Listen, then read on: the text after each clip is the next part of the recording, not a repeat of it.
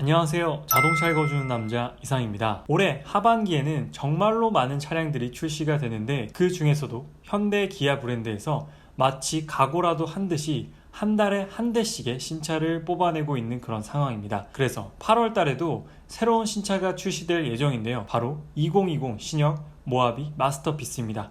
공식적인 출시는 9월로 알고 있고요. 8월부터 사전 계약을 받을 예정이라고 합니다. 그렇기 때문에 지금 신형 모하비에 대한 관심이 정말로 뜨거운데요. 신형 모하비 같은 경우에는 프레임바디의 정석이라고도 할 수 있는 그런 럭셔리 SUV인데요. 국내에서 프레임바디를 쓰는 차량이 한 대 더 있습니다. 바로 쌍용 자동차의 G4 렉스턴인데요. 두 차량 모두 프레임바디를 사용하는 럭셔리 SUV입니다. 크기적으로도 비슷하기 때문에 경쟁 차종이라고도 볼 수 있지만 많은 분들께서 모하비와 쌍용 자동차 G4 렉스턴을 비교하진 않으시더라고요. 아무래도 선호도 차이가 조금 크게 갈리는 부분도 있고, 모하비 타시는 분은 계속적으로 모하비를 선호하시고 렉스턴을 타시던 분들은 지속적으로 렉스턴을 선호하시기 때문에 선호도가 편향돼서 작용하는 것 같습니다. 요즘 SUV 모델들이 정말로 많이 출시가 됐는데 대부분 모노코크 바디를 가지고 있습니다. 하지만 이 두 가지 차종은 아직까지도 정통 SUV라고도 볼 수 있는 프레임 바디를 사용하고 있기 때문에 오늘은 신형 모하비 마스터피스와 쌍용 자동차 G4 렉스턴을 한번 비교해 보도록 하겠습니다. 요즘 나오는 차량들 대부분 세단, SUV, 그 외의 차량들을 모두 포함해서 모노코크 바디의 비중이 굉장히 높습니다. SUV의 대명사인 브랜드 랜드로버조차도 프레임 바디를 버리고 모노코크 바디로 넘어간 상황이에요. 현재는 G바겐, 벤츠의 G클래스가 가장 대표적인 프레임 바디를 쓰고 있는 차량이고, 국산 차량 중에서는 모하비와 쌍용 자동차 G4 렉스턴이 프레임 바디를 사용하고 있습니다. 그래서 국내 차종으로는 유일하게 프레임 바디를 사용하고 있는 모하비와 G4 렉스턴은 어떤 차이점이 있는지 하나씩 설명드리도록 할게요. 먼저 파워트레인을 살펴보도록 하겠습니다. 일단 왼쪽이 신형 모하비 마스터피스고요. 오른쪽이 G4 렉스턴입니다. 엔진은 신형 모하비 같은 경우에는 V6 3.0L 디젤 엔진이 적용된다라고 하고요. 추가적으로 3.8L 가솔린 엔진이 적용될 수도 있다라고 합니다. G4 렉스턴 같은 경우에는 엔진 스펙에서 조금 밀려요. 2.2L 4기통 디젤 엔진이 적용이 됩니다. 아무래도 3.0L 6기통과 2.2L 4기통에서는 출력의 차이가 날 수밖에 없어요. 변속기를 살펴보면 신형 모하비 마스터피스는 8단 자동 변속기가 적용되고 G4 렉스턴은 7단 자동 변속기가 적용이 됩니다.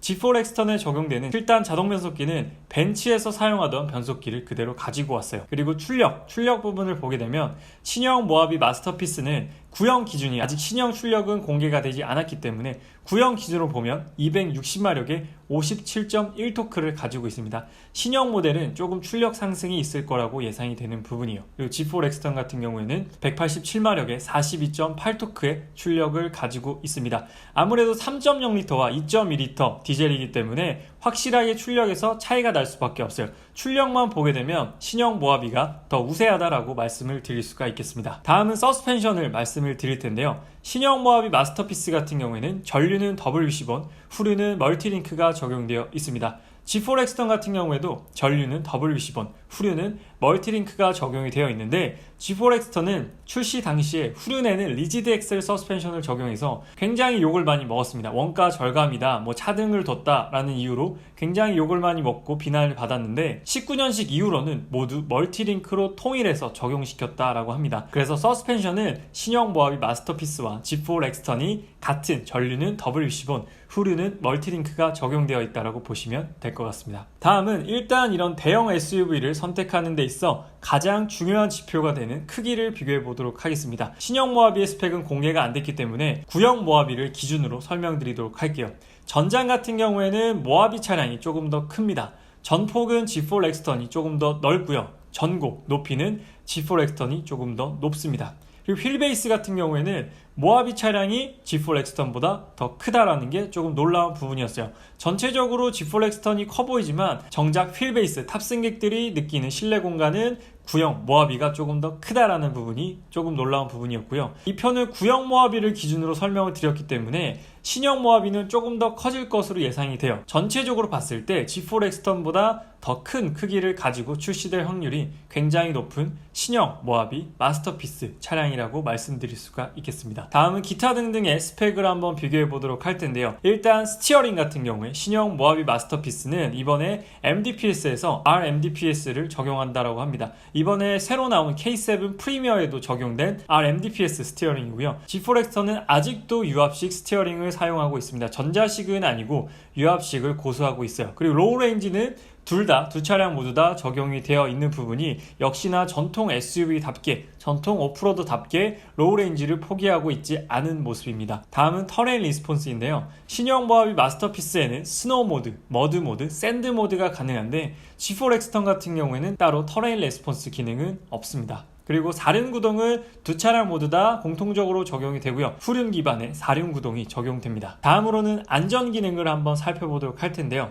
신형 모하비 마스터피스 같은 경우에는 확실하게 공개가 되지 않았기 때문에 일단 먼저 공개된 부분을 중점적으로 설명드리도록 하겠습니다. 그래서 기본 안전 사양은 둘 다 공통적으로 들어가 있어요.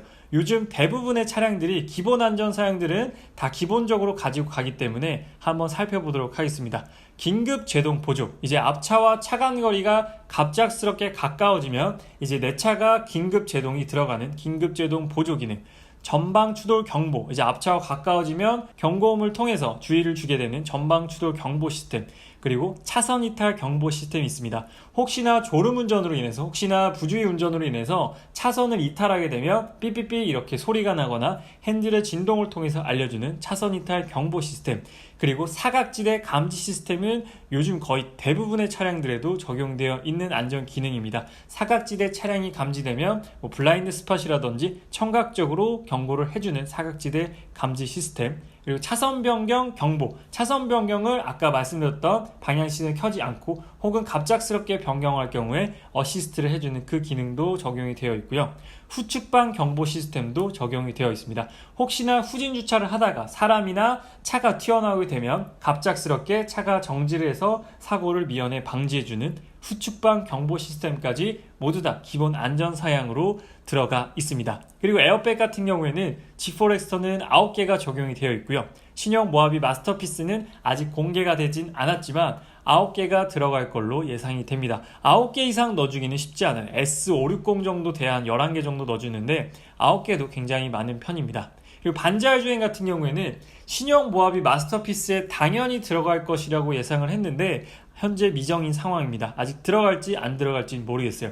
그리고 G4 엑스턴 같은 경우에는 아까 제가 스티어링 설명드릴 때 전자식이 아닌 유압식 스티어링 쓴다고 말씀드렸잖아요. 그렇기 때문에 G4 엑스턴에는 반자율 주행이 적용되지 않았습니다. 미적용인 상태예요. 전자식 스티어링을 쓰지 않으면 유압식 스티어링은 절대로 반자율 주행을 사용할 수가 없기 때문에 G4 엑스턴에는 차량 가격에 비해서 반자율 주행이 적용되어 있지 않다라는 게 조금 굉장히 놀라운 부분입니다. 그래서 안전 기능의 차이는 이런 차이를 가지고 있어요. 아무래도 신형 모하비 마스터피스가 더 신차기 때문에 조금 더 우위를 점하는 부분이 분명히 있을 겁니다. 그래서 기아 자동차 신형 모하비 마스터피스와 쌍용 자동차 G4 렉스턴을 비교 한번 해드렸습니다. 그래서 제 개인적인 총평을 한번 말씀을 드리면 쌍용 자동차 G4 렉스턴 같은 경우에는 신형 모하비와 대비했을 때 연식 차이가 꽤 많이 납니다. 그래서 연식 차이로 인한 뛰어넘기 힘든 최신 기능들 그리고 럭셔리한 인테리어 감성 같은 부분을 뛰어넘기가 조금 힘들지 않을까라는 생각이 들고요. 두 번째는 2.2 디젤 엔진과 3.0 디젤 엔진 사이에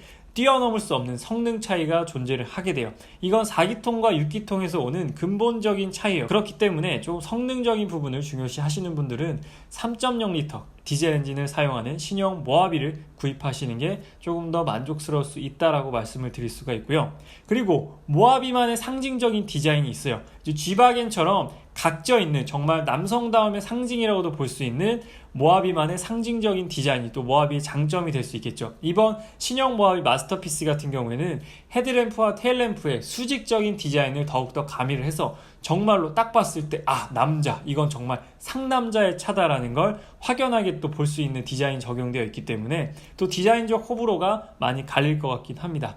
그리고 G4 렉스턴 같은 경우에는 가격이 3,450만원부터 4,605만원, 풀옵션을 넣게 되면 5천만원까지도 형성이 되게 되는데, 신형 모하비에 대해서 조금 가격적으로 메리트가 있는 가격을 형성하고 있어요. 신형 모하비 마스터피스 같은 경우에는 예상 가격이 4천 초중반에서 5천 초중반까지도 예상을 하고 있는 부분이기 때문에 G4 렉스턴이 상대적으로 신형 모하비에 대해서 가격 경쟁력을 갖추고 있다라는 게 또 G4 렉스턴만의 장점이 될 수 있을 것 같습니다. 그래서 신형 모하비도 그렇고 G4 렉스턴도 그렇고 다 둘 다 매력적이고 장점이 많은 차량들이에요. 하지만 신형 모하비는 아무래도 더 최신의 신형 모델이기 때문에 좋은 부분, 더 진보된 부분이 많이 들어가 있을 겁니다. 하지만 G4 렉스턴 같은 경우에도 기본기가 탄탄하고 신형 모하비에 비해서 좀 금액적으로 메리트를 볼 수 있는 부분이 있기 때문에 아마 할인도 있지 않을까라고 생각이 들어요. 그런 부분이 있기 때문에 조금 더 금액적인 이득은 확실히 있을 거라고 생각이 듭니다.